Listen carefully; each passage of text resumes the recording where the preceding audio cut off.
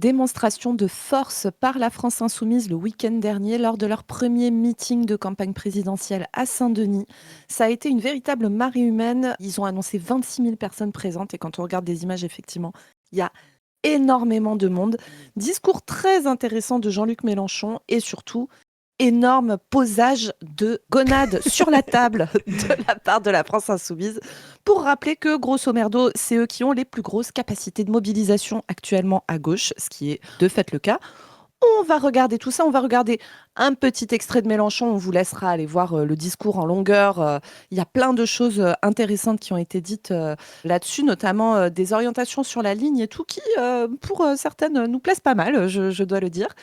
Et on va surtout regarder le ouin-ouin sur les plateaux de télé, parce que là, tout le monde est très, très, très, très triste. On va se faire du printemps républicain, on va se faire de l'extrême droite, on va se faire de la noisettasse, on va même se faire peut-être du Manuel Valls. On va voir les gars ce qu'on attend. Et pour ça, j'appelle mon ami Chris. Chris, comment ça va? Es-tu prêt à boire les larmes de sang des gens qui détestent la France insoumise? Ah bah c'est excellent, c'est excellent. Déjà, meeting excellent de Mélenchon. On l'a dit, pas mal de trucs tirés à gauche, hein. L'indépendance, l'autonomie de la Kanaki, le fait que les autres régions outre-mer puissent marcher vers leur autonomie ou vers leur indépendance à leur rythme. Bah, vraiment, il y a vraiment une prise de conscience. C'est même plus du monde multipolaire, c'est une critique, tu sais, c'est genre un nouvel ordre mondial, tu sais, sans pôle, sans concurrence, etc. Ce dont parle Xi Jinping souvent, tu vois, une espèce de multimonde, quoi, voilà, un monde unifié, unifié dans l'égalité, dans la justice, c'est vraiment très intéressant. Et il y a vraiment cette prise de conscience-là qui est la prise de conscience anti-impérialiste. Il y a aussi le 100% sécu, il y a vraiment un vrai discours pour aller se fighter avec l'Europe. Enfin, vraiment, il y a plein de choses. Peut-être on pourrait y revenir sur des capsules un peu plus dédiées, programmes et tout. Là, on va surtout s'amuser à regarder à quel point tout le monde est en sueur, en larmes de sang, comme tu l'as dit, Zoé. Et surtout, ça va dans le sens de nos prophéties, quoi. C'est ils vont être tous polarisés contre Mélenchon. C'est commun aux deux prophéties. Et ben là, leur stress, ça va être de dire mais comment on empêche Mélenchon d'aller au second tour, quoi. Voilà, c'est vraiment comment on empêche Mélenchon d'aller au second tour, parce qu'ils savent très bien que malgré les sondages, malgré ce qu'on raconte, si Mélenchon est au deuxième tour, ça peut dérailler violemment. Si il arrive au second tour, une autre campagne présidentielle démarre pendant 15 jours. Le second tour sera un premier tour d'alternative fondamentale, de prise de destin populaire, et ça, ils ne le veulent pas. Donc, ils font croire que c'est pas possible, qu'il gagne au second tour, blabla, etc. Ce qu'ils ne veulent pas, c'est qu'il atteigne le second tour, alors qu'il est très très bien parti pour le faire. Et il l'a démontré ce 7 juin 2026. Carrément, et donc on se permet quand même de faire une toute petite incartade. Il y a un souffle progressiste, il y a un renversement actuellement qui est en train de se faire à l'échelle mondiale. Il se passe des trucs, il se passe un affaiblissement majeur des États-Unis. États-Unis qui sont du coup d'autant plus dangereux et notamment qui mettent une grosse pression sur Cuba actuellement. Et donc je vous rappelle, les copains, que là, samedi là qui arrive, à la Fac Paris-Nanterre, on fait l'avant-première de notre film sur Cuba qui s'intitule À l'assaut du ciel, Cuba ou la solidarité anti-impérialiste. On a sorti la bande-annonce, nous, on a eu la chance de déjà voir le film. C'est un énorme banger, vraiment. On est trop fiers de ça. Et c'est un film qui parle vraiment de l'actualité des luttes anti-impérialistes et de comment nous, dans le centre impérialiste, on peut aussi aider, militer, lutter, soutenir. Allez voir la bande-annonce. Il reste encore quelques places pour la projection et la conférence qui suit avec Salim Lamrani et Saïd Bouamama qui est présent dans le film. Donc vraiment, allez voir tout ça. C'était la petite incartade de début. Et maintenant, les copains, on va commencer un petit peu à regarder les ennemis qui pleurent. Mais avant, on va se regarder quelques images du meeting à Saint-Denis. Là, regardez un peu le monde qu'il y a. Quand on parle de démonstration de force, là, on est à 10 mois de l'élection. C'est extrêmement puissant d'avoir réussi à faire ça. Et quand même, ça rappelle la forme de capacité de mobilisation qu'a la France insoumise, de mobilisation qu'a Jean-Luc Mélenchon derrière sa candidature, contrairement à ce qui est raconté dans tous les médias. Et c'est pour ça aussi qu'ils chialent aussi fort, hein. C'est parce que c'est difficile pour eux d'accepter l'énorme écart qu'il y a entre ce qui se passe dans leur tête, dans leurs médias, etc., et ce qui se passe concrètement dans le vrai monde dehors. Et donc voilà, grosse réussite ce meeting, hein. Ouais, t'as raison, surtout que des meetings comme ça à 10 mois, enfin là on dirait un meeting à 3 semaines, quoi, tu vois. Enfin, je veux dire, quand tu réunis entre 20 et 30 000 personnes à 3 semaines des élections, il y en a déjà pas beaucoup qui le font aujourd'hui. On a connu, nous, parce qu'on est très vieux, Zoé, tu sais, des grands meetings, des très grandes salles où tu mettais 30 000 personnes, 20 000 personnes, des stades. J'ai vu Ségolène Royal en 2007 à Charletti, tu vois. Mais tu vois. Mais Ça, mais c'était la période où tu étais plus perdu que moi, je pense, Chris. Mais tu sais, t'as des vieilles images encore plus vieilles, Chirac au Parc des Princes, même, tu vois, les derniers moments de 2012, là, les 2 derniers grands moments avant moïsation, enfin, tu sais, avant confusion, où il y avait encore le PS et l'UMP en face à face au 2e tour, là, Hollande, quoi, où t'avais, allez, alors eux ils disent 200 000, mais t'avais 30-40 000 personnes, peut-être à Trocadéro, mais entre 2 tours, tu vois, je veux dire, entre Ouais, 2 ouais. tours de, voilà. Là, on est à 10 mois. Ok, c'est une ville, Saint-Denis, il y a eu la dynamique municipale. Et c'est là où on l'a dit, hein, c'était très important de faire les municipales. Et c'est pour ça que nous, on a participé à fond et qu'on n'a pas enjambé ce truc-là. C'était très important de faire ça. Mais même dans une ville RN, à Perpignan ou quoi, jamais Bardella, il met 30 000 personnes qui viennent le voir à la tribune. Parce qu'en fait, il y a quelque chose de fondamental, et c'est ce que nous, on essaye de porter à la brèche, et que personne n'analyse. Personne n'analyse profondément ce qui fait Mélenchon. Là, on va voir après leur somme, etc. Et tous de tactiques politiciennes, d'interprétations symboliques, etc. Ce qui fait que la France insoumise, Mélenchon et les gens qui y vont sont motivés parce qu'il y a un programme, un projet, une vraie transformation. Les gens réalisent consciemment comment la France va changer, quelles sont les étapes, quels sont les moments, quelles sont les ruptures. Alors après, on peut discuter, est-ce que ça va assez loin, pas assez loin, mais il y a vraiment quelque chose par rapport aux autres de solide, comme on dit au foot, il y a un jeu, quoi. Tu vois, et en fait, personne n'analyse le jeu. Ils vont regarder, mais combien ils ont de machin, etc. Et c'est ça qui mobilise les gens. On le fera aussi une capsule là-dessus, mais il y avait le congrès du PCF en parallèle, mais on voit que les types sont en train de décrépir parce que tout leur truc, c'est quelle stratégie machin on met, comment on se place par rapport à la gauche, comment on se place par rapport aux médias, comment... Vraiment, il n'y a pas de programme de transformation, de bifurcation, alors que la crise l'exige. Et voilà ce qui bouge les masses. Et à la fin, les gens sont plus intelligents. Et les gens intelligents se déplacent, bougent, militent, parce qu'ils trouvent quelque chose de fondamental qui les porte, parce qu'ils ont l'impression de reprendre le contrôle sur leur destinée. C'est ça qui est fondamental, de reprendre le contrôle sur leur destinée, d'avoir un programme, de savoir comment faire, de savoir comment s'organiser. Et c'est ce que nous, on a toujours porté. Et c'est pour ça qu'on dit que non, la France insoumise, c'est pas simplement un corpus doctrinaire, c'est une force matérielle aujourd'hui qu'on ne peut pas traiter n'importe comment, quoi. Oui, carrément. Et tu vois, par exemple, tu parlais de ces très gros meetings à plusieurs dizaines de milliers de personnes. Moi, j'ai souvenir de la mobilisation qu'il avait faite, je crois que c'était en mars 2017, pour la 6e République à Paris, où ça avait réuni mais énormément de monde. Moi, j'y étais à cette marche. Et ça mobilisait justement sur cette idée de 6e République, de pouvoir changer le système, de pouvoir reprendre le pouvoir, etc. Donc ça mobilise pas que sur une personne, contrairement à ce que oui. les médias pensent. Ça mobilise par la projection vers un projet de transformation radicale de la société. Et comme tu l'as dit, avec, on va dire, des interrogations sur la réalisabilité au vu du programme actuel. Mais en tout cas, ce mouvement-là est un mouvement de gens massifs qui refusent l'état de fait et qui décident d'aller vers une bifurcation. Et ça, c'est majeur et c'est un truc qui était totalement absent il y a 20 ans. Et c'est une très, très, très, très bonne nouvelle, y compris pour le camp communiste marxiste qui se positionne plus à gauche que l'AFI sur ses souhaits de transformation. Alors là, on va redescendre en analyse, parce qu'on avait l'analyse matérialiste marxiste de Zoé. Ah Là, oui, on va Oh redescendre là là. aux sommes des plateaux télé, c'est-à-dire personne qui n'analyse sérieusement Mélenchon, pourquoi il en est là, justement, qui ne veut pas penser le programme, qui ne veut pas s'imaginer justement la France de Mélenchon, qui font tout pour l'empêcher. Nous, on l'a dit, gardez courage, bougez-vous, vous êtes une marée humaine, tout ça n'est que de la surface, c'est ce qui va même faire élire Mélenchon, cette volonté de dire surtout il ne faut pas Mélenchon. Voilà, vous allez voir les Français, même ils ont un instinct de transformation des choses. Dans le bureau de vote, ils iront voter Mélenchon justement parce que tous les médias l'interdisent, quoi. Alors là, on va analyser Natacha Polony. Tu sais c'est vraiment la Zemmour féminine, Natacha Polony, pour moi. Tu sais, c'est vraiment le slop, analyse historique, symbolique, de prof d'histoire géo, quoi. Donc avec le côté raciste, printemps républicain, parce que c'est sa ligne, voilà. Donc elle va analyser pourquoi Saint-Denis devant la basilique. Alors que moi j'ai trouvé magnifique. Ça. Mais juste pour info, allez visiter la basilique de Saint-Denis. Je trouve que c'est super, la basilique de Saint-Denis, au-delà du monument.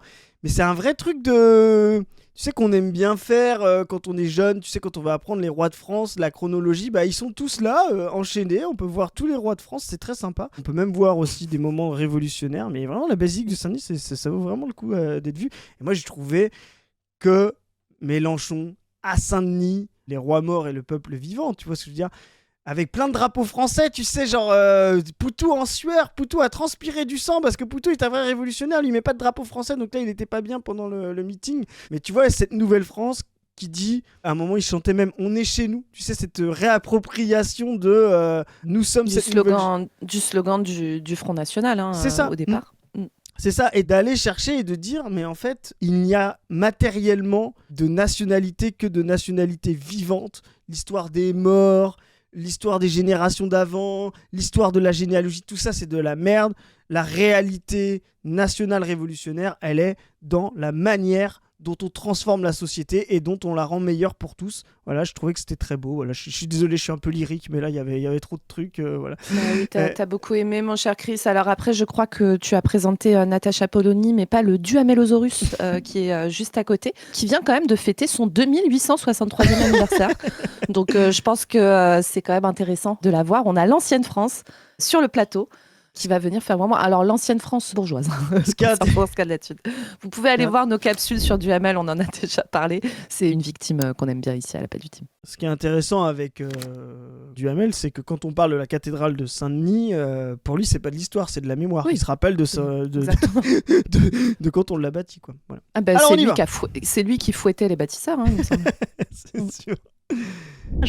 Et c'est quoi le message? Le message, c'est celui d'ailleurs qu'avait prononcé Bali Bagayoko quand il a été élu, Saint-Denis, ville des rois morts et du peuple vivant. Alors, écoute bien, elle va nous dire c'est quoi le message qu'a voulu envoyer Jean-Luc. Et sauf que c'est une façon pour Jean-Luc Mélenchon d'installer un duel qui est son obsession, parce que ça le sert, avec le Rassemblement national. Ce qui est marrant, c'est d'installer un duel avec le Rassemblement national, c'est son obsession. Vous êtes, depuis 20 ans, les gens qui disent le Rassemblement national, faut l'écouter, il va gagner, les racistes, ils ont quand même un peu raison, il y a trop de musulmans, il y a trop de voiles, la laïcité, tout ça. Vous êtes littéralement les gens qui ont installé le Rassemblement national comme porte-voix, soi-disant des Français qui, tu sais ce que je veux dire, Zoé, qui n'avaient pas de voix. Vraiment, mais Polony, c'est ça. Elle a fait ça chez Ruquier et tout. Et là, maintenant, elle dit, ah ouais, et donc... il veut se battre contre le Rassemblement national. Putain, mais sans déconner, mais c'est le seul qui se bat contre le Rassemblement national pendant que vous lui avez fait la courte échelle dans tous les sens. Mais ces gens-là n'ont aucune dignité, c'est hallucinant. C'est une façon de dire le Rassemblement national explique qu'il existerait un grand remplacement. Eh bien moi, je vous dis, en effet, et d'ailleurs il ne cesse de jouer avec ça, voici la nouvelle France, et la nouvelle France vient, alors c'est toute l'ambivalence de... C'est pas où elle va, ça me fait rire.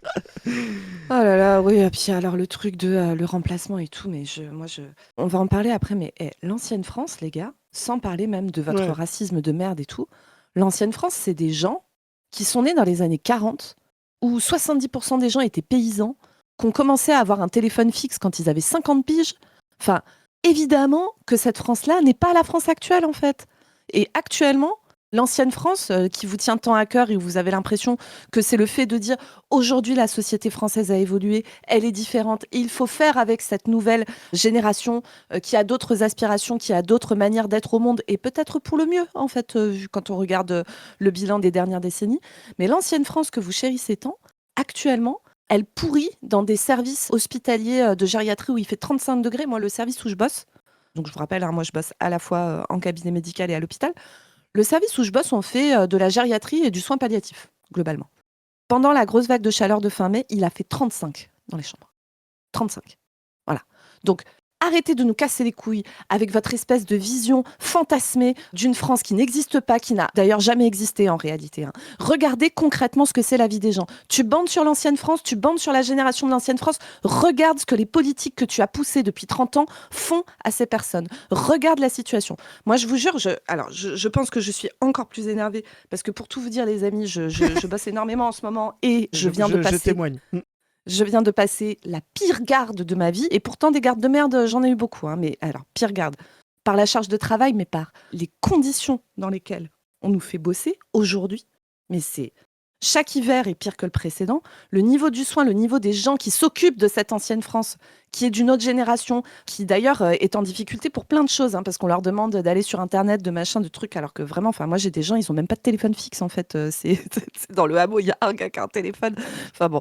Et cette ancienne France est en train de crever de vos politiques néolibérales, littéralement. Moi, je passe mes gardes à faire des trucs qui sont tellement atroces, à voir des gens qui sont dans des situations tellement horribles que c'est même pas racontable. D'accord ? Ce n'est même pas racontable. Même à mes potes, je fais mise ce qui est en train de se passer. Même à mon conjoint, je dis c'était compliqué. Voilà. Donc, à un moment, il va falloir arrêter de nous bourrer le mou avec votre notion de ah là là, le grand remplacement, machin. Allez vous faire foutre. Vous êtes incapable de prendre soin des gens dont vous pensez être les seuls à avoir le droit de vivre dans ce pays. Et vous ne voulez pas des gens qui sont déjà là, qui sont la nouvelle génération et qui ont envie de faire différemment que la merde que vous avez fait depuis 40 ans. Mais vraiment, il faut aller se faire foutre. Ouais, mais c'est insupportable. De Jean-Luc Mélenchon, c'est vraiment pas évident de dire la Nouvelle-France, c'est justement la nécropole des rois. Alors là, Non, même mais il Duhamel comprend se rien, rend compte. lui. Non, mais là, il comprend mieux. Il dit ouais, la Nouvelle-France, c'est la nécropole. Alors lui, il pige rien, mais il comprend quand même un truc important. C'est que Polony raconte n'importe quoi. Tu sais, il arrive quand même dans sa sénilité à comprendre qu'est-ce qu'il raconte, quoi. Tu vois. Et regarde bien comment elle va s'enfoncer. Je me permets quand même, sache Chris que la sénilité n'existe pas. Il pardon. peut y avoir des démences qui sont des maladies, mais c'est pas l'évolution normale du cerveau humain de devenir complètement teubé. Moi, je pense que le Duhamelosaurus était déjà teubé il y a 60 ans. Du coup, ça me rassure pour mes proches et pour moi-même. On peut se prévenir de devenir un Duhamelosaurus et ça, c'est rassurant. Ouais. Écoute bien, là, elle va délirer. Alain, c'est l'inverse. C'est de venir dire cette nouvelle France vient remplacer l'ancienne, celle de la nécropole des rois. C'est que, donc attends, moi j'avais pas compris Chris, c'est qu'en fait les 26 000 personnes sont allées poser des bombes dans la basilique de Saint-Denis pour qu'elle explose. C'est ça qui s'est passé pendant le meeting. Mais c'est surtout que c'est genre, c'est la meuf. On est venu remplacer les rois morts, mais qu'est-ce que tu racontes en fait? La meuf est en 1815. Et genre, il y a plus de restauration en France. Genre, vraiment. Nous, on te dit que la matérialité de l'ancienne France, c'est la France des années 60, voire même des années 80, ce qui est cohérent, parce qu'en plus, le monde accélère, va très vite. Le niveau de structure mentale mondialisée qu'on a aujourd'hui par rapport aux structures mentales nationalisées qu'on pouvait avoir, c'est une folie, quoi. Enfin, je veux dire... Et elle croit...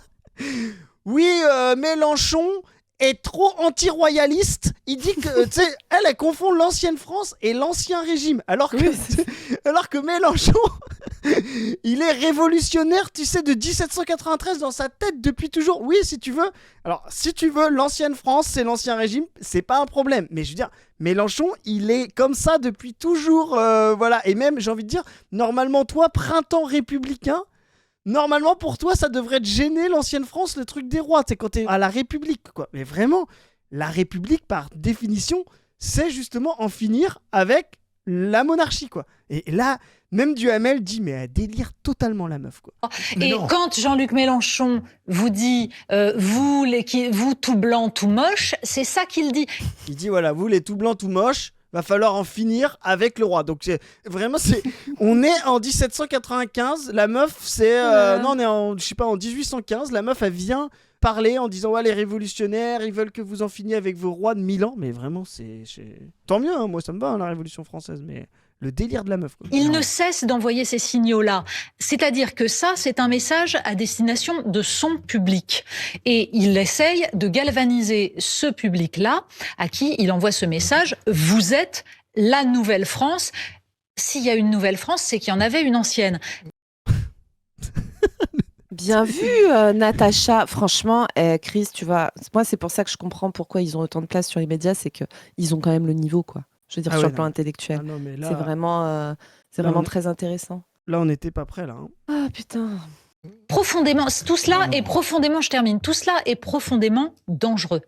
C'est-à-dire que cet affrontement, cette mise en scène d'un choix obligatoire qu'auraient les Français entre la vision du Rassemblement national et celle de Jean-Luc Mélenchon et des Insoumis, est une façon de fracturer le pays et d'abandonner Non, mais c'est vrai que le pays n'est pas fracturé Non, par le c'est- fait que l'école s'effondre, c'est impossible de se soigner correctement, les gens peuvent plus payer leur loyer, la facture d'électricité. C'est pas ça qui fracture le pays, en fait, Chris. Ce qui fracture le pays, c'est de dire que la nouvelle génération est différente de la précédente. Ça, c'est vraiment très, très grave, tu vois. C'est vraiment un truc, personne n'y avait pensé. Putain, mais... Mais ce qui est marrant, c'est qu'en plus, c'est vraiment la continuité de l'histoire de France, en fait, tu vois. D'avoir des instants de rupture plus ou moins révolutionnaires, plus ou moins radicales, tu sais, c'est vraiment, c'est l'histoire depuis 1789, mais même avant, si on regarde bien. Tu vois. Et ces meufs-là, qui jouaient les républicaines, les révolutionnaires, les sans-culottes, les bonnets phrygiens, il y a 15 ou 20 ans, et qui parlaient de fracture sociale et qui disaient ouais, si le RN monte, c'est qu'on répond pas à ces problèmes anti-immigrationnistes et tout, tu vois. Maintenant qu'ils ont créé une fracture, qu'ils ont créé un RN, c'est à cause de Mélenchon qu'il y a une fracture sociale. Mais c'est le seul qui est en train d'essayer de faire en sorte que la putain de fracture que vous avez fabriquée par vos mépris, votre condescendance, là, vos trucs de plateau télé et tout. Désolé, je m'énerve un peu parce que moi-même aussi, j'ai des problèmes au travail bien moins importants que Zoé, évidemment. Mais genre, vraiment, mais c'est ce truc où tu te dis, mais c'est le seul qui essaye de relever la tête, de relever le pays, et justement de faire en sorte de ressouder ça dans une dynamique égalitaire et juste, quoi. Vraiment, mais mais je dis, c'est pour ça qu'il va gagner. Il y a un élan de justice, il y a un élan d'égalité, il y a un élan de progrès, il y a un élan de bonheur pour demain, tu vois, qui est chez Mélenchon, et c'est pour ça qu'il y a 26 000 personnes, voilà. Et elle fait croire que ce serait rabougri, parce qu'il parlerait à son camp, etc. Non, je vous le dis, la Nouvelle-France, ça parle même à des gens très âgés. Ça parle à des gens même très âgés qui voient leurs enfants galérer et qui se disent « Je veux une France qui fasse la place à mes petits-enfants, à mes arrière-petits-enfants comme elle me l'a fait à moi. Et je veux que mes petits-enfants, ils continuent de me montrer des TikTok et ça va me faire rire. Ils veulent cette intergénérationnalité-là. C'est pas ce camp-là que défend Polony. Enfin, c'est insupportable, mais vraiment. Mais là, je suis vraiment en mode... qu'ils s'en aillent tous, quoi. Enfin, vraiment, qu'ils s'en aillent tous, quoi. Oui.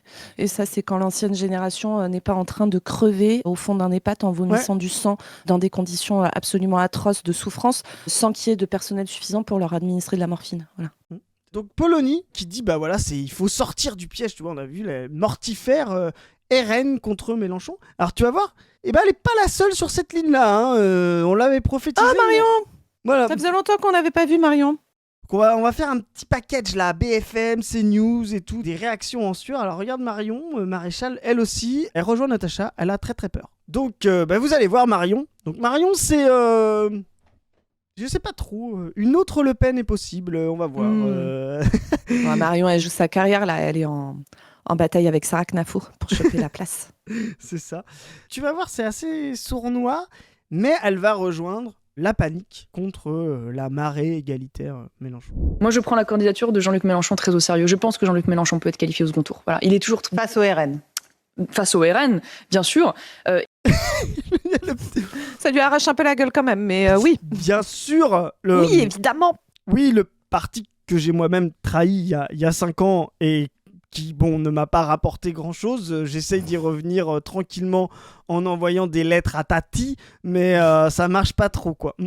Et donc, je crois qu'il n'y a plus de temps pour les candidatures d'ego, les aventures personnelles, les petits calculs politiciens, de tactique à court terme. Je pense que... J'ai l'impression d'entendre Raquel Garrido qui parle de Jean-Luc Mélenchon. C'est exactement ça. T'oublies que c'est Mario Maréchal, tu dis, qui a dit il n'y a plus de temps à perdre. Attention, c'est l'urgence. On n'a pas le temps pour les égos. C'est ça, il faut empêcher, voilà, c'est vraiment l'opposition, la même, c'est rassemblons. C'est très sincère, je pense. C'est très sincère parce que je pense que Mario Maréchal n'a aucune ambition personnelle et aucun égo. Ça, j'ai aucun doute.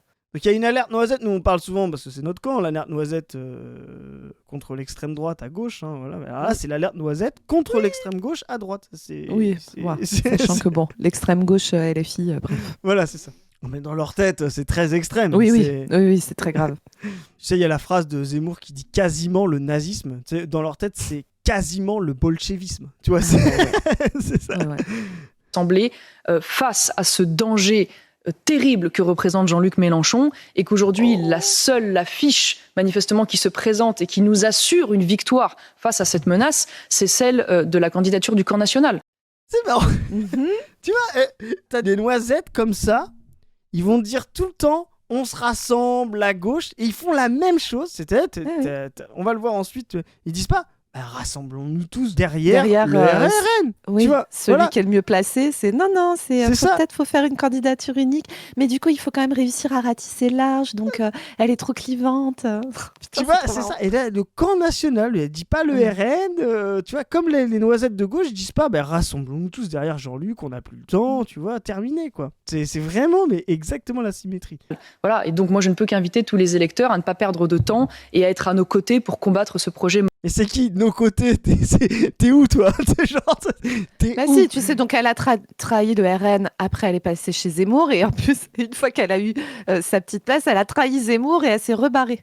Ah oui, elle a son propre parti maintenant. C'est ça. Avec, comment il s'appelle Damien Rieu, je crois. Voilà.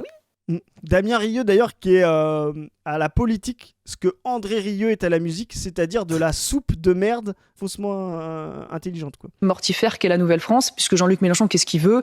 Il veut combattre la France qu'il considère comme rance et dépassée. Il veut la régénérer et la purifier par l'immigration. Ce sont quasiment ces mots. Sérieux, mais sérieux, les seuls qui parlent de régénération et de purification, c'est votre camp, les gars. Enfin, vraiment, mais taré. Mais quelle bande de tarés. Purifié par l'immigration. Ah là là. Mais moi, tu vois, ça, c'est cette musique-là, anti-Mélenchon partout, de Polony à Marion Maréchal, les gens vont comprendre où est l'alternative, où est la rupture. Parfait. Tic, tic, tic, tic, tic, ça va se faire. Bon, donc, je crois que ça n'est ni un projet bienveillant, ni tolérant, ni inclusif. Oh oui, en fait Marion, elle veut d'un projet bienveillant, tolérant et inclusif. Hein. Non mais ce qui est marrant, c'est que c'est là où eux ils sont tombés mais dans le bait, la droite, Odoul et tout, ils font ça, tu sais. C'est les plus crétins qui tombent dans les pièges, hein, c'est logique, ça, les pièges ça attire quand même les oiseaux quand même qui ont un cerveau un petit peu réduit quoi. Et ben eux ils sont là, on va faire en sorte de faire croire que c'est nous les gens républicains, égalitaristes, pas racistes. Continuez comme ça, faites ça. Je pense. Ah ouais, très bonne strat. Hein. Ça, plus une ligne bien pro-patronat, bien libérale et tout. Vraiment, faites ça. Faites les libérales antiracistes. Vraiment, c'est... Continuez. C'est votre avenir politique. Hein. Vraiment, allez-y. Hein. Un autre 15% est possible. Un autre Jospin est possible. C'est votre avenir. Quoi. Alors, on revient là. On a fait la droite du printemps républicain. On a fait l'extrême droite. Maintenant, on va faire un truc. C'est que tu vas voir. Alors, France 2... France 2, mais alors From RCA, hein, donc merci RCA pour les images. Oui. Images fournies par LFI. LFI, le camp du mal, tu vois, genre, mais voilà. Et donc, voilà, notre ami Laurent de la House, Laurent de la Maison, comme on l'appelle au Québec, eh bien, lui, il va mettre la pression en vendant Mélenchon à la gauche, quoi. Le premier grand meeting de campagne de Jean-Luc Mélenchon, ce dimanche, il a rassemblé plusieurs milliers de militants à Saint-Denis. Le leader de la France Insoumise a tenu à s'adresser directement aux autres représentants de la gauche. Ont-ils encore en tête l'idée d'une primaire ? Il a choisi de leur apporter sa réponse. On l'écoute. Donc on va voir la réponse. Ah, les drapeaux français, là. Très grave. Il est en sueur, là, Poutou. Là.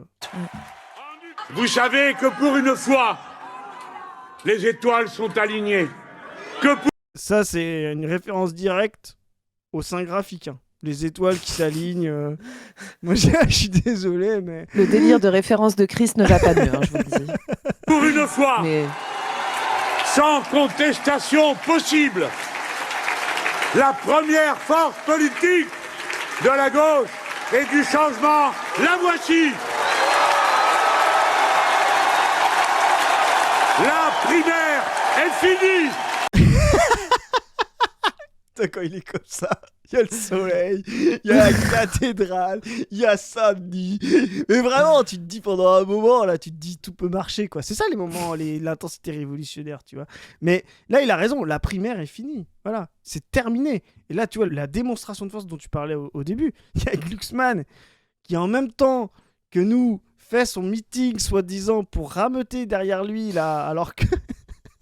Rafi, ça va être chaud. Hein. Désolé, mais Rafi, ça va être chaud. Après, Chris, si on est vraiment très honnête, si on compare ça avec le meeting chelou à la Bellevilloise, là, où Marine Tourdely a fait un one-man show, moi, je trouve quand même que c'est à peu près équivalent. Hein. Ouais, Et ça suffit. Ça fait du bien. Voilà, comme ça vous avez perdu. Tu m'as niqué l'oreille, l'audition. putain. Bah ouais, c'était fait exprès. Non mais, moi j'attends trop de voir le truc de Glucksmann. Glucksmann a dit il y a pas longtemps, on va plier Mélenchon. Bah, Est-ce que tu crois qu'il peut être plus cringe que Macron en meeting? C'est ça la vraie question, tu Je vois. pense qu'il peut. Et je pense qu'on va voir le nombre. Et moi, j'ai envie de lancer le message à Glucksmann. Vas-y, t'as vu les images là de Saint-Denis? Fais mieux, ouais. Raphaël. Ah ouais, tente de faire le tribun Raphaël Glucksmann, s'il te plaît. Essaye mieux. de pousser ta voix, pousse ta voix très fort. Vraiment, fais-le. Hein. Fais des mieux. gestes avec tes bras. Fais comme Ségolène Royal, viens en toge de lin là. Tu sais, fais. Ah ouais, ça va être un banger. Surtout que ce Fais gars va venir avec un projet. Mais tu sais, genre 10 ans de retard. Ah ouais, ouais. Eux, ils vont être le Macron de 2017, pro-européen, machin. Je veux dire, c'est rincé.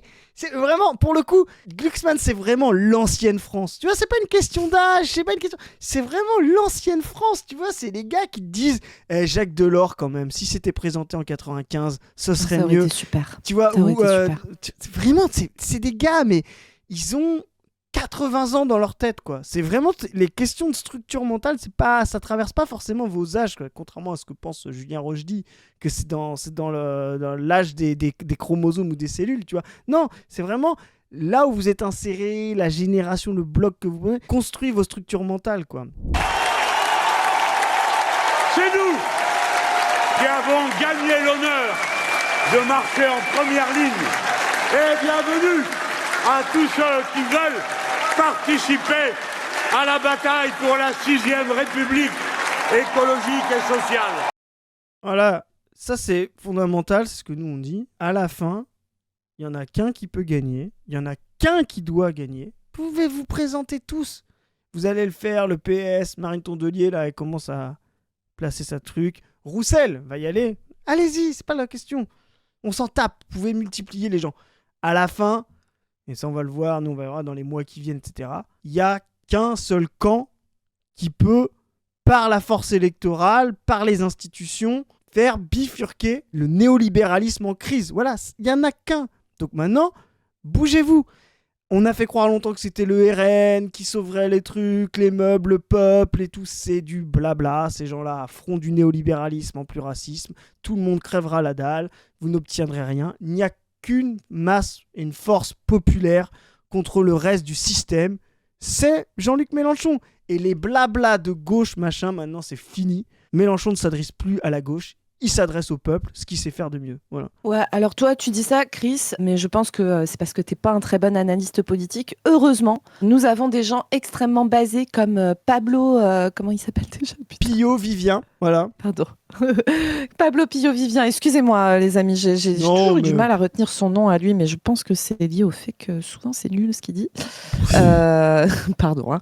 Pablo Et donc, Pillot-Vivien. il est invité sur les plateaux télé, Pablo, parce que, alors, plus vous êtes invité sur les plateaux télé comme analyste, plus vous n'êtes pas dangereux pour le système. Ça, c'est vraiment un truc extrêmement lié. Et donc, on va pouvoir entendre une analyse extrêmement fine et profonde de cette phrase horrible que Mélenchon vient de prononcer. La primaire est finie, parce que avant que Mélenchon le dise, je pense que tout le monde dans le pays y croyait. Hein. Enfin, il n'y avait aucun doute. Hein. Je rappelle, donc Pablo Pillot-Vivien est un franc-tireur de Clémentine Autain. Hein, qui est Oui, sa il vient ancienne de la revue Regard. Ringard, comme on l'appelle. Voilà, c'est donc oui, et la revue Ringard avec un S, avec sa copine Catherine. Vraiment, c'est les pires trucs. Et eux aussi, pour le coup, c'est l'ancienne France. Vous voyez, c'est vraiment la gauche Ringard. Voilà, c'est la magazine Ringard. Je suis désolé du jeu de mots, mais je vois pas mieux pour eux. Tout ce qu'ils font est Ringard. Leur vision de la gauche est Ringard. Leur vision de la transformation sociale est PS Jospin. Leur vision de la gauche plurielle va vraiment. Ces gens-là sont la gauche Ringard. Voilà, donc c'est pour ça que sur France Info ça passe bien. Hein. Alors, est-ce qu'il a fait Sciences Po, Pablo Pillot-Vivien? Alors, je regarde vite fait. Alors, il sur a pas de wiki. Polymarket, il est donné à 100% de cote pour avoir fait Alors, Sciences écoute, Po. je trouve pas de wiki. Par contre, je trouve vite fait le début de sa bio LinkedIn. Putain, il faut vraiment que je me crée un compte LinkedIn pour pouvoir aller regarder les profils des gens sur LinkedIn, parce que ça, et il faut qu'on se rajoute ça dans les biographies qu'on fait, Chris, parce que c'est Ah ouais, banger. bien Et sûr. là, je vois donc rédacteur en chef de Regard, expérience Regard, formation Institut d'études politiques de Paris, et oui, il a fait Hop, Sciences hop, Po hop. Paris, évidemment. Ça ne loupe jamais. C'est Mais oui. vraiment, c'est comme le label rouge sur les poulets élevés au grain. Ça, c'est C'est du ça. label Sciences Po. Mettez-leur C'est le label. ça. Voilà. Un bon Sciences Pis comme on les aime, et donc j'imagine qu'il va nous foudroyer avec son analyse acérée grâce à sa grande formation politique à Sciences Po Paris. Raconte-nous tout, Pablo. Sciences Po, c'est quand même l'école qui a 150 ans, c'est-à-dire qui a été créée sous la République la plus bourgeoise de tous les temps. C'est pire que l'ENA en vrai. Bah, l'ENA qui a disparu maintenant, mais c'est pire que l'ENA. Hein. C'est incroyable. C'est important pour les écologistes, c'est ça, ils Apparemment, sont c'est en conseil sa fédéral. notion. Alors, regardez qui y a dans le plateau de fou. Mais il y a Lolo qui est là. Lolo. Ah Et putain. quand je vous dis que c'est On le a fait une magazine... capsule il y a pas longtemps sur Lolo. Si vous voulez, on fait 40 minutes de biographie de Lolo et sachez que ça peut durer encore. Peut-être que si on se refait du Lolo, on se fera d'autres parties de sa biographie. Bref, c'est mon préf. Ah, il va être là. Hein. La gauche ringard va avoir son candidat, hein, vous inquiétez pas. Qui mieux que Hollande pour la gauche ringard? Tu sais, et avec des unes de ringard, avec Hollande, genre, il a changé. Tu te rappelles de Sarkozy? Il a changé. Ça va être trop bien. Hollande, Ouais, 10 kilos de moins, cravate tordue, Tu sais, une de Paris Match avec Julie Gaillet. cette C'est fois, parti. il est de gauche. Tu sais, genre, dans Ah ouais. Ringard, dans Libé, dans le Nouvel Obs. Ah, vraiment, c'est vraiment Son fort. ennemi, c'est l'autoritarisme. Tiens, un truc comme ça. Son ennemi, le finance. Pardon, son ennemi, c'est la finance. Roche a Adversaire. été... Ouais. Ils Donc, n'ont pas présenté la Marine Tondelier est divisée, il y a une partie des écolos qui... Alors, Marine Tondelier est divisée, je pense que Ah. du coup, la Alors, phrase est mal conçue. Oui. Mais est-ce Enfin, que c'est il ne pas faut le... pas diviser Marine Tondelier. En plus, elle est enceinte. Je veux dire, il y a 2 vies qui dépendent de la division. Enfin, c'est vraiment. J'ai fait des études de médecine. Je vous assure que si on divise des êtres humains, ça se passe pas bien en général. Mais je me demande si elle, dans sa tête, elle est pas un peu divisée entre son électorat sûr. et le fait qu'elle Non, moi, croise- je pense qu'elle est une seule et qu'elle est très bien avec elle-même. pourraient rejoindre Jean-Luc Mélenchon. Ils sont Pablo tentés. Pio-Vivien. La question n'a pas été posée, j'ai l'impression. Oui, la question n'a pas encore été posée. Hein. Enfin, pour l'instant, on ne sait pas trop, mais effectivement, il y a des bruits de couloir, comme quoi certains diraient. Mais d'ailleurs, à commencer. Sandrine par des Rousseau personnes l'a comme dit. Sandrine Hein. Rousseau, exactement. Elle a dit bon, bah, la force, elle est là, la force à gauche, elle est là, donc allons-y. Ouais, elle a raison, la primaire est finie. Voilà. Bah Mais oui. c'est aussi votre destin de petit opportuniste. Hein. Si vous voulez vous faire réélire, Ouais, mais ils lui ont tellement tapé dessus. Tu sais, donc ils sont dans la merde, quoi. je veux dire, quand à 10 mois, moi j'ai rarement vu ça, hein. Enfin j'ai jamais vu ça, à 10 mois des présidentielles, quelqu'un qui met 26 000 personnes dans la rue, désolé, mais c'est vrai que tu te poses des questions sur comment tu vas redevenir député si tu te mets contre ça. quoi. Moi, je pense que tu dis ça uniquement parce que c'est pas Pablo Pio-Vivien qui se présente, Chris. Parce que si c'était Pablo, à mon avis, les foules seraient en liesse. Ah, c'est possible. Il y a une chose qu'il faut noter, c'est que derrière Jean-Luc Mélenchon, il y avait plein de gens qui étaient sur scène. C'était 100% des insoumis. Donc c'est exactement là. Attends, mais Chris, C'est attends. chaud. Attends, tu veux dire que il y a un parti qui est hégémonique, qui est capable de mettre 26 000 personnes dans la rue. Toute la gauche lui chie dessus en disant on veut pas se ranger derrière toi, la Nouvelle-France c'est peut-être un peu trop du communautarisme et les blancs dans tout ça. Est-ce que tu serais pas un peu pour les islamistes? Est-ce que la position sur Gaza vraiment c'est très bien? Est-ce que tu serais pas un petit peu trop autoritaire? Pourquoi que tu veux pas te ranger derrière nous alors qu'on fait 2% et toi 22%? Toute cette gauche là, et eux ils font un meeting où ils invitent pas les gens qui leur chient dessus. Mais c'est Déjà, non mais vraiment, mais c'est très grave. ces gars-là ont traité Mélenchon d'antisémite de tous les noms. Vraiment, c'est Pablo Pio-Vivien et la gauche, c'est des gens, ils vous insultent tous les jours. Ils savent que vous organisez une fête dans 2 mois. Ils disent, votre fête, c'est de la merde. Je vais dire à tout le monde de pas y aller. Et la veille, ils disent, quoi? J'ai On pas est pas reçu invité d'invitation? Non, mais tu vois, Franchement. vraiment, mais ces gens-là n'ont aucune face. Vous passez votre temps, là, avec ta copine Catherine Tricot, là. Pour ceux qui connaissent Catherine, tu sais, c'est... En gros, sur leur site internet, ils ont dit voilà, il y a une feuille de route et donc Ils appellent ça feuille de route. ils appellent ça feuille de route. Ça, Il y a c'est une quand même, feuille de ça va route. pas. Franchement, amis et camarades insoumis, il faut quand même arrêter d'employer des termes qui ne sont issus de lieux dont on n'a pas envie. Enfin, je veux dire, la politique, ce n'est pas une feuille de route comme les militaires tracent des feuilles de route. Moi, je supporte pas. Hein. Franchement, ça me... C'est un vocabulaire militaire? Ah ben évidemment, la feuille de route, ben si, la feuille de route, c'est un vocabulaire militaire. Donc non, on peut pas parler comme ça quand même. Hein. Bon, quand on est à gauche en tout cas. Bref, Catherine Tricot, quoi. Et donc, ils te chient dessus tout le temps.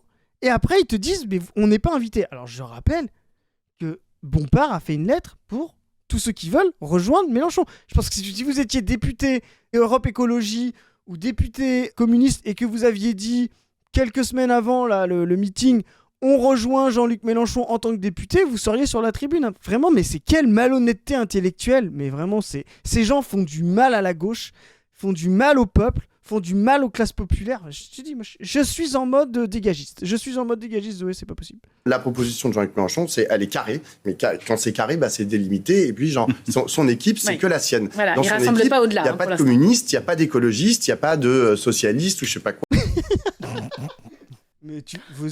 Mais vraiment, mais il y a des gens qui vont faire ces analyses-là. Il est payé pour ça. Il a fait des études de politique et maintenant il est payé pour ça, Chris. C'est toi. Moi, je le dis à Pablo Pio-Vivien, avec qui j'ai eu quelques échanges en privé. Vraiment, Pablo, je sais que tu as vraiment envie que le monde change pour plus de justice et d'égalité. Le meilleur moyen... J'ai peur de ce que tu vas dire. Le meilleur moyen qu'on y arrive, c'est que tu fermes ta gueule définitivement. Vraiment. Je te le dis, mais gentiment. Le meilleur moyen pour toi que ça arrive, c'est que tu te rendes compte que tu dois sortir du terrain. Ce sport n'est pas pour toi. Ferme-la et ça va bien se passer. Vraiment, tu es un joueur de water polo qu'on a mis sur un terrain de basket et tu ne comprends pas que tu fais perdre ton équipe. Vraiment, Pablo, je te le dis gentiment, ferme-la. Pars en vacances pendant 10 mois, pendant la campagne présidentielle, c'est le meilleur moyen qu'on gagne. Vraiment, je te le dis, c'est très sincère. Voilà. Ben oui, mais il a fait Sciences Po, Chris. Qu'est-ce qu'il peut faire d'autre? Bon, moi, j'ai des idées, hein, mais... Ouais, enfin, je veux dire, ça ferme le périmètre. Et là, dans son discours, le petit moment qu'il a accordé au reste de la gauche, c'était en toute fin, c'était pour dire maintenant circuler, il n'y a rien à voir, vous vous mettez derrière moi parce qu'il n'y a que moi, etc. Oui. Bah normal en fait. La base. Ça s'appelle de la politique. Ça s'appelle. Et ça s'appelle du rapport de force. Enfin voilà. C'est la base. Jamais en fait il donne l'espace pour que puisse se nouer un dialogue. Il n'a aucune raison de le faire. Non mais sans déconner. Mais c'est quoi ce genre? Ils ont littéralement fait la NUPES. Ils ont littéralement fait cette connerie sans nom qui s'appelait le NFP.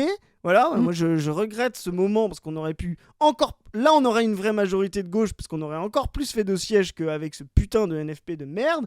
Mais putain, mais sans déconner, mais vraiment, mais je ne... Et là il prévoit la nouvelle alliance populaire, mais il y a des signes à la gauche tous les jours. Et ça revient à ce qu'on disait. Mais elles se font sur des logiques matérielles et politiques sérieuses. Sur le programme. Elles se font comme ça. On va pas faire rentrer Yannick Jadot et son putain de programme atlantiste. Parce que le risque d'avoir Jadot là, avec sa ligne pro-Ukraine, pro-guerre et tout, bah, c'est qu'il fasse venir le NPA puisqu'ils sont pareils. Tu vois, je veux dire, c'est le même bloc atlantiste là. Donc vraiment, je ne comprends pas l'idée. Après Chris, Xi Jinping à Taïwan, c'est grave un peu, tu trouves pas, non? Ah bah c'est sûr, c'est trop dur. Vraiment, Xi Jinping à Taïwan, c'est vraiment la ligne de démarcation pour... Bah c'est pas très gentil, tu vois, c'est comme Kadhafi, il était pas très gentil quand même. Les Américains, c'est pas bien. Quand même, les Hummer H1 américains partout dans le monde, c'est mieux que les dictateurs méchants, quoi. Ouais, ça, c'est la ligne. Pourquoi? Parce qu'il est en force. Il a vraiment tout. La journaliste est là. J'ai peut-être pas fait Sciences Po. Alors, mais il me semble qu'en fait, il fait 10 fois plus que les autres. Il me semble. Hein. Mais alors après, pas fait peut-être que ça joue. Voilà, peut-être que ça joue dans le fait qu'ils veulent que les autres se rangent derrière eux. Moi, je sais pas. Hein.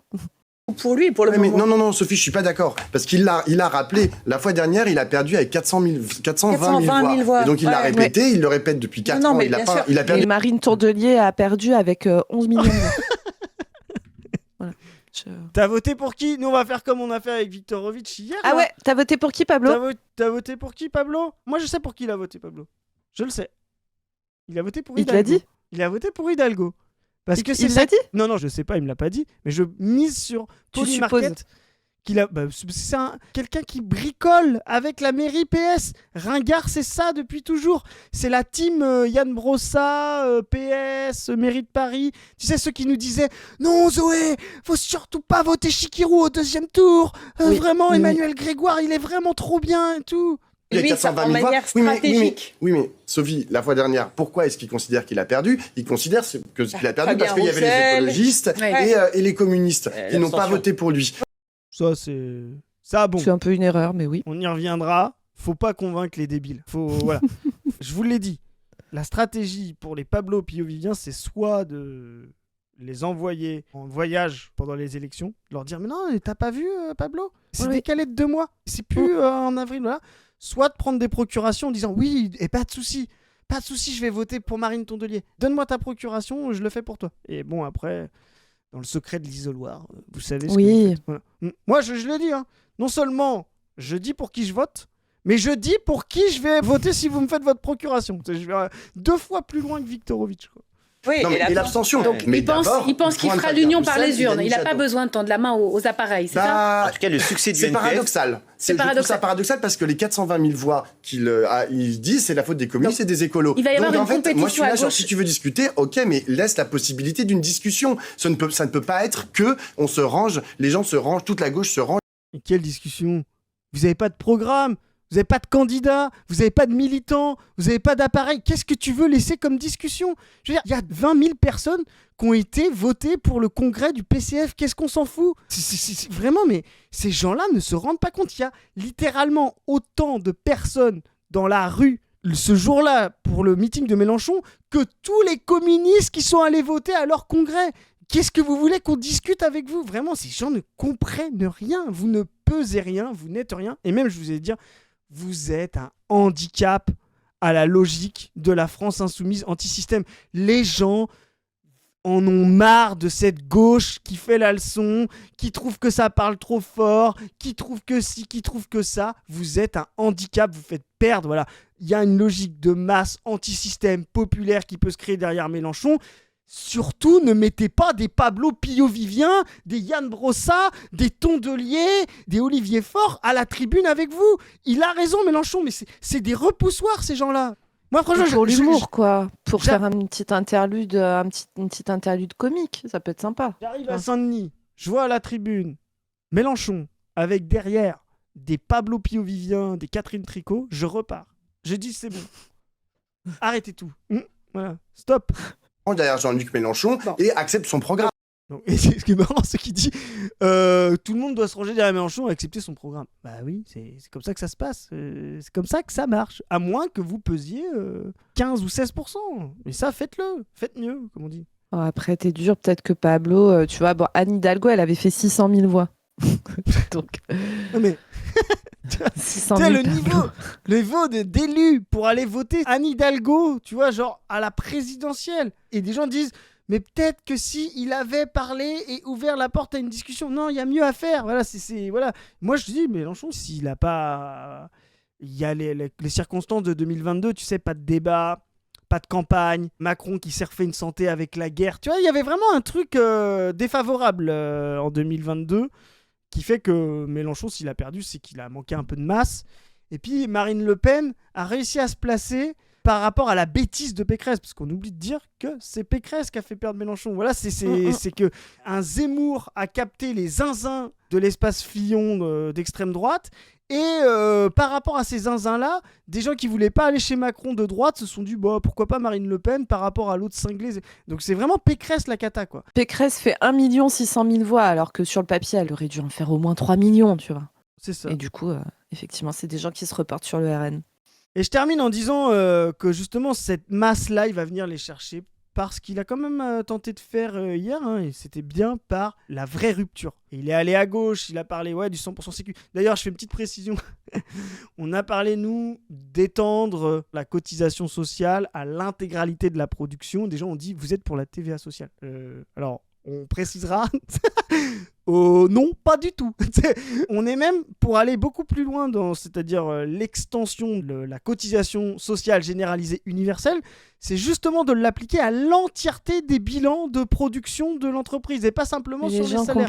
Mais les gens comprennent pas la différence entre consommation et production. Enfin, c'est ça. Donc on va l'appliquer sur l'excédent brut d'exploitation dans tous les bilans de production à la fin de la ligne, et pas simplement sur les salaires en cotisation, sur les dividendes, sur la production, sur les bénéfices, etc. Donc non, c'est aller beaucoup plus loin, ce que Croizat aurait voulu faire. Et effectivement, quand on aura fait ça, on reviendra là-dessus dans notre programme, ce sera effectivement une gestion collective par les travailleurs eux-mêmes de cet argent et de cette manne financière qui sera faite. C'est pas, voilà.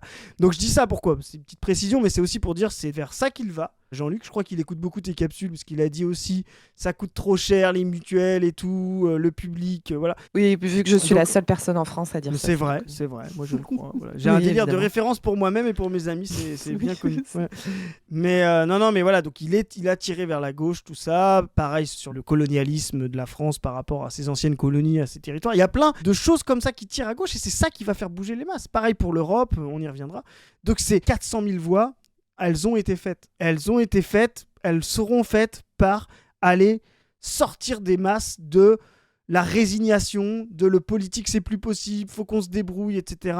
C'est comme ça que Mélenchon va gagner. D'ailleurs, je le rappelle, pour tous les semards qui entre 2017 et 2022 disaient à 600 000 voix près, tu te rappelles, entre 2017 et 2022, eh ben Mélenchon a fait 1 million de voix de plus, donc il les a fait les 600 000, mais il en manquait encore 400 000. Donc en fait, la question c'est quelle est la masse critique, et la masse critique qu'on doit avoir, c'est pas 400 000, c'est pas 500 000 de plus, c'est d'aller chercher le peuple, les gens populaires, les gens qui galèrent, les gens pour qui la politique doit redevenir l'enjeu principal, l'enjeu de vie ou de mort, l'enjeu de meilleure santé, l'enjeu de meilleure éducation, l'enjeu de coopération plutôt que de concurrence, l'enjeu de construire collectivement un avenir meilleur, de reprendre le contrôle, de reprendre de l'espoir pour ses enfants, pour ses vieux, pour pouvoir avoir une vie digne, pour pouvoir avoir une vie collective, pour pouvoir avoir une vie entièrement humaine et digne. Voilà, excuse-moi, je suis un peu... voilà, mais c'est ça. Non, mais je sais, ça c'est quand t'as vu des discours de Jean-Luc après, pendant 3 jours, Chris, il est en mode, il a les larmes aux yeux et tout, il est là, ouais, non mais, la révolution et tout. Non, mais c'est comme ça, tu vois. Moi, j'ai une détestation. Mais si les gens nous critiquent là-dessus, mais moi, j'ai moi-même une critique des révolutionnaires de 1789, mais je suis un assez bon marxiste et matérialiste pour savoir que même les révolutionnaires de 1789, les plus salopards, les plus traites, les plus cyniques, comme Mirabeau, par exemple, ont construit des discours politiques qui leur ont échappé à un moment donné et ont permis de construire 1793. Tu vois, c'est-à-dire que c'est ça le truc. Même les pires cyniques, quand une bifurcation révolutionnaire s'engage, ils construisent des choses qui leur échappent. Et ben Mélenchon, même si vous considérez que ça va pas assez loin, que c'est pas assez, il est capable d'ouvrir cette brèche révolutionnaire dans laquelle il faudra tous nous engouffrer. Voilà. Totalement, et de retenir un peu la possibilité, la conscience du fait qu'une autre manière de faire est possible. Parce que tu vois, moi je vais boucler aussi. Je parlais de cette garde horrible que j'ai faite là. Alors, j'aimerais pouvoir vraiment raconter parce que je pense que ça serait... beaucoup plus parlant. Bah oui, mais je le peux pas pour plein de raisons, parce que on peut pas reconnaître les gens et tout, et puis parce qu'on parle de choses d'atroces qui arrivent à des personnes, et si ces personnes me voient raconter ça, enfin voilà, je sais pas ce que ça peut être pour elles, mais ce que je peux vous dire, c'est que en fait, il y a un niveau de gravité de ce qui se passe dans ce pays, particulièrement chez des gens que personne ne va jamais écouter, que personne ne va jamais regarder, que ce soit des travailleurs du soin qui sont complètement isolés, qui travaillent dans des conditions catastrophiques, qui gèrent leurs enfants tout seuls, avec des horaires à la con, qui travaillent dans des conditions dégueulasses, des gens qui sont en position d'être dépendants, d'avoir besoin de soins, et qui sont traités d'une manière ou dans une société qui tourne normalement. Traiter les gens comme ça devrait relever de l'atteinte grave à la dignité humaine, en fait, et être notre priorité absolue de pas se retrouver comme ça. Moi, j'en reviens pas, tu vois, qu'on en soit encore à des espèces de trucs de oui, il faut des espaces de discussion. Oui, gna gna gna, la nouvelle France, putain, on n'a plus le temps, les gars. Vraiment, on n'a plus le temps. La bifurcation est urgente, et là, moi, je vous parle du système de soins, mais je connais des gens qui travaillent dans le système éducatif, des gens qui travaillent dans plein d'autres endroits. Sérieusement, si on bifurque pas, on va en crever, en fait. Et je suis très premier degré, c'est insupportable de travailler dans des conditions comme ça et de voir comment les choses se délitent. Moi, je suis pas touchée parce que des gens meurent de maladie. Ça serait dommage pour moi. Enfin, je veux dire, je suis médecin. Si mon objectif, c'est que personne ne meure, je perds 100% du temps. Mais ce qui est insupportable, c'est de se retrouver dans des situations qui sont des situations profondément politiques, avec des niveaux de violence et de maltraitance qui, encore une fois, sont juste inacceptables et qui donnent envie de vomir quand on rentre chez soi, en fait. Donc, moi je dis ça, je rentre chez moi, quoi. C'est pas moi qui suis en train de souffrir le martyre et qui n'ai pas d'infirmière pour mettre de la morphine. Donc voilà, bref, tout ça pour dire que la bifurcation est nécessaire. LFI, j'espère, va faire une très bonne campagne. Ça démarre extrêmement bien, donc c'est très bien. Il y a un énorme travail militant à faire, que ce soit sur le projet, que ce soit pour aller causer aux gens, que ce soit pour faire un vrai état des lieux de ce qui va et de ce qui ne va pas, des potentialités révolutionnaires qui existent dans ce pays, parce qu'il y en a. Et il y en a vraiment, et il y en a plus aujourd'hui qu'il n'y en a eu ces 60 dernières années. Donc il faut vraiment s'emparer de ce truc, c'est un enjeu énorme. Militez, structurez-vous, mettez-vous dans des collectifs, formez-vous, et puis go pour la bataille, malgré ce que pensent Natacha, Pablo, Alain et Marion. Et je termine parce qu'on est quand même en juin 2026, 90 ans après le Front Populaire. C'est une leçon. Les gens qui ont cru en Front Populaire ne se sont pas soumis au Front Populaire, c'est-à-dire qu'ils leur ont demandé plus dès juin 36, entre mai et juin 36, ils leur ont demandé les 40 heures, ils leur ont demandé les semaines de congés payés, ce qu'il n'y avait pas dans le programme. Je repense à ta belle discussion avec Bompard il y a quelques mois maintenant. Il faut le prendre au mot, quoi. Déborder la France Insoumise. Croyez en la France Insoumise pour la faire élire et militez, engagez-vous, préparez-vous pour la déborder dès le mois de mai. Quand ils seront élus, c'est la meilleure chose qui peut leur arriver pour un mai-juin 2027 qui pourrait devenir historique en France. Donc, ce qu'offre la France Insoumise, c'est un moyen de reprendre le contrôle et ne pas d'être sous contrôle de la France Insoumise. Reprenez le contrôle avec la France Insoumise, ne soyez pas sous contrôle. Voilà. Oui, parfaitement. Sur ce, les amis, je vous rappelle, on vous l'a dit, mais que la bande-annonce du film À l'assaut du ciel, Cuba ou la solidarité anti-impérialiste est disponible sur la chaîne de Position Revue. Vous pouvez voir cette bande-annonce incroyable. Elle va vous mettre les poils, je vous préviens, parce que vraiment, c'est dingo. Et là, vous voyez ce que c'est qu'un peuple en lutte, qu'un peuple qui tient, qu'un peuple qui, malgré le blocus, la maltraitance, la violence imposée par les États-Unis, souhaite garder le contrôle. Et c'est assez incroyable. Et c'est à la fois une leçon et un objectif politique pour nous, ici, dans le centre impérialiste. Et c'est à la fois une leçon et un objectif pour nous ici dans le centre impérialiste. Vous pouvez bien sûr encore réserver vos places pour l'avant-première qui a lieu samedi qui arrive, là, samedi 13 juin à 16h30 à l'Université Paris-Nanterre. Projection du film, ça va être un banger, on va être des centaines et tout, ça va être trop cool, on va pouvoir se parler, on va pouvoir discuter. J'ai trop hâte en plus, donc la conférence qui est juste après, c'est deux gars qui sont turbo-basés, Saïd Bouamama, que vous connaissez très bien ici, qu'on a déjà invité, qu'on avait invité aussi à la soirée bilan du Parti Socialiste, qui est un intellectuel et un militant marxiste assez incroyable, et Salim Lamrani, qui est un spécialiste de Cuba et de ses relations avec des États-Unis, qui est aussi un spécialiste du foot et de la vision politique du foot. Donc, comment vous dire, on va essayer de gérer Chris pour qu'il ne casse pas les couilles à Salim à lui parler de foot pendant 8 heures. Ouais. Voilà. Ouais, Cuba, c'est pas mal, mais Bielsa, en vrai, il est comment ? C'est ça. C'est ça. Mais voilà, deux intervenants assez incroyables. Donc, vraiment, il reste des places. N'hésitez pas. Prenez vos places pour l'avant-première et la conf. C'est 5 balles, les potes. C'est juste pour pouvoir rentrer dans nos frais pour la location de la salle, parce qu'on n'est pas là pour faire de la thune. On est là pour se parler, pour militer, pour se former et pour essayer de changer des trucs. On va espérer qu'on va y arriver, parce que vraiment, la vie est dure, là, un peu. La vie est dure. Mais la vie est moins dure quand on sait que toute l'énergie qui nous reste, on le met pour essayer de faire en sorte que ça bouge. Vous pouvez bien sûr aller voir tout ce qu'on fait, les podcasts de Position Revue, la revue Position Revue, les autres chaînes, les réseaux Insta, Twitter, le débunker de sondage qui va arriver bientôt pour vous donner de la force et des éléments de compréhension pour cette campagne. Si vous voulez nous aider à faire tout ça, on vous rappelle que notre association La Brèche tient grâce à vos financements via le Tipeee. Vous avez le lien en barre de description. Merci beaucoup à tous ceux qui l'ont déjà fait, parce que tout ce qu'on fait, c'est notamment grâce au fait que vous nous permettez de le faire. Et merci à ceux qui le feront. Et sur ce, on vous dit lâchez rien. Parfois c'est dur, mais c'est justement quand c'est dur qu'il faut tenir. À plus tout le monde, salut. Salut les gens. C'est